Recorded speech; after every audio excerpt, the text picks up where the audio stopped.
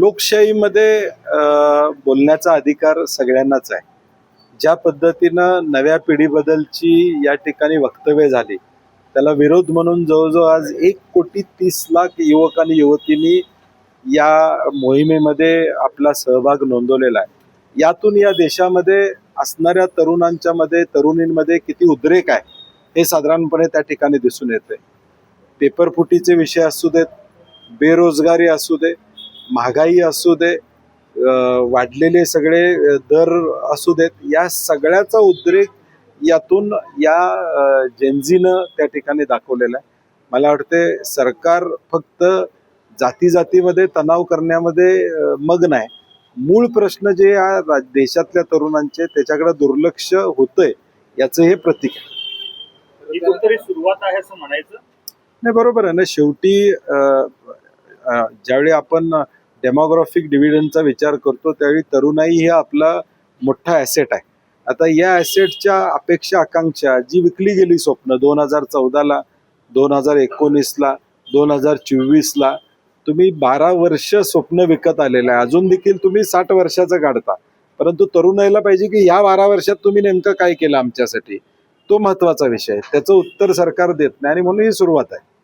खरं तर आज आपण आंदोलन देखील करणार आहात इंधन दरवाढीच्या विरोधात. मात्र मुख्यमंत्री म्हणतात की साठा तो मुबलक आहे आणि एक जाणीवपूर्वक विरोधकांच्याकडून हे वाचवण्याचा प्रयत्न होतो की इंधन तुटवडा आहे. काल छगन भुजबळ जे या खात्याचे मंत्री आहेत त्यांनी सांगितले 1 महिना पुरवल एवढा साठा आहे.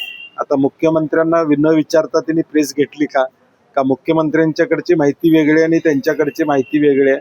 आज जर साठा असेल तर मग मारामाऱ्या का होत आहेत, रांगा का लागत आहेत. आज कोल्हापूर जिल्ह्यामध्ये जर 30% पेट्रोल पंप बंद आहेत. आज आम्ही आंदोलन करायसाठी पेट्रोल पंपावर कार्यकर्ते आमचे जाणार, हे पेट्रोल पंपावर जाऊन बघायला लागले तर कार्यकर्ते फोन करतायत मला की साहेब पंपच बंद आहे, आंदोलन करायचं कुठे. अशी अवस्था या जिल्ह्यातली आहे. किमान 30% पंप बंद आहेत. याचा अर्थ तुटवडा आहे. फक्त सुपरफिशियल मुख्यमंत्री या ठिकाणी दाखवत आहेत, वस्तुस्थिती नाही आहे. एक दिवस मोटरसायकलवरनं गेलं म्हणजे मेसेज झाला गेला असं होत नाही. तर स्वतः सरकारनं यामध्ये हस्तक्षेप केला पाहिजे. परराष्ट्र धोरण जे चुकलेलं आहे त्याचे परिणाम आम्ही आता बघतोय. पंतप्रधान गद्दार आहेत, मोदी गद्दार आहेत अशा पद्धतीनं राहुल गांधींनी प्रतिक्रिया व्यक्त केली.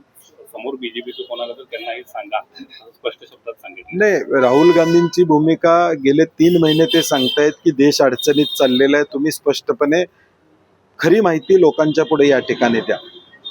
चुकलेलं परराष्ट्र धोरण, एप्स्टीन फाईल्स, अमेरिकेचा दबाव, रशियाबरोबर असणारी आमची अनेक वर्षाची दोस्ती तोडण्याचं काम या सरकारनं या ठिकाणी केलं आणि विरोधी पक्षनेता म्हणून राहुलजी सांगतायत की तुमचं चुका लागलेलं आहे, तुम्ही दुरुस्त करा.